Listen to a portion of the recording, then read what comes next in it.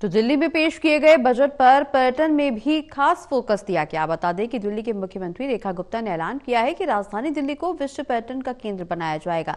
दिल्ली के पर्यटन मंत्री कपिल मिश्रा ने इस दौरान कहा कि बजट दिल्ली के पर्यटन को बढ़ाने में एक महत्वपूर्ण भूमिका निभाएगा।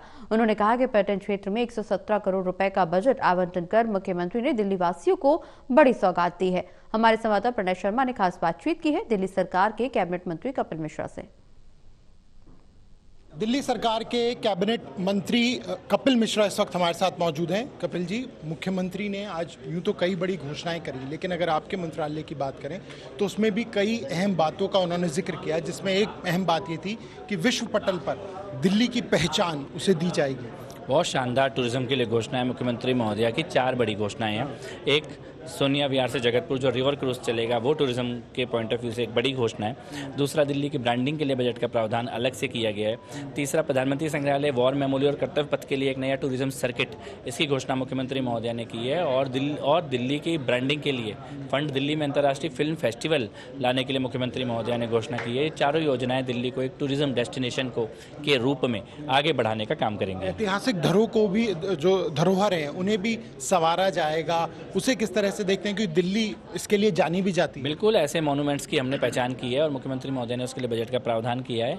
ऐसे दिल्ली कुछ चंद मॉन्यूमेंट्स में सिमट के ना रह जाए और भी दिल्ली के जो पहचान थी उनको ठीक से सजाया संवारा जाए, उसके ऊपर बजट का फोकस है। यमुना जी की सफाई की बात हो या ब्यूटिफिकेशन की बात हो, और उसकी तुलना जो बाकी रिवर फ्रंट है उससे की जा रही है, कितनी उम्मीद? महोदय ने बड़ा स्पष्ट कहा है कि हम साबरमती रिवर फ्रंट और नमामि गंगे, इससे प्रेरणा लेकर दिल्ली में मां यमुना की सफाई का काम करेंगे। 900 करोड़ रुपए का प्रावधान बजट में किया गया है। पहले कभी दिल्ली में मां यमुना की सफाई के लिए अलग से बजट का प्रावधान कभी नहीं किया गया है।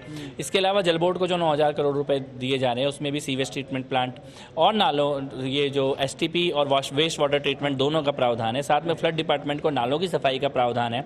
तो ये पूरा जो पैकेज है ये सुनिश्चित करेगा कि हम समयबद्ध तरीके से मां यमुना की निर्मल और बहने लायक, नहाने लायक, क्रूज के लायक पूरी दिल्ली में मां यमुना ये बना लेंगे। आखिरी सवाल ये है कि जो उनका ये कहना है कि जो योजनाएं हैं उसका लाभ सिर्फ दिल्ली की जनता उठाए, इसका आशय किस तरह से आप देखते हैं? मुख्यमंत्री महोदय ने अपने विजन में, लास्ट में उन्होंने अपना विजन प्रस्तुत किया है, उसमें बहुत स्पष्ट किया है कि बांग्लादेशी और रोहिंग्या घुसपैठिए अगर सरकार की योजनाओं का लाभ ले रहे हैं तो उनको इससे बाहर किया जाएगा। सरकार का राशन कार्ड, सरकार का आधार कार्ड, सरकार की पेंशन, ये सब दिल्ली वालों के लिए है, भारत के लोगों के लिए।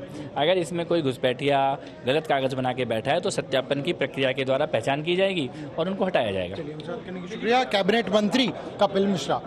कैंपस शूरवीर के साथ प्रणय शर्मा, टोल टीवी, दिल्ली।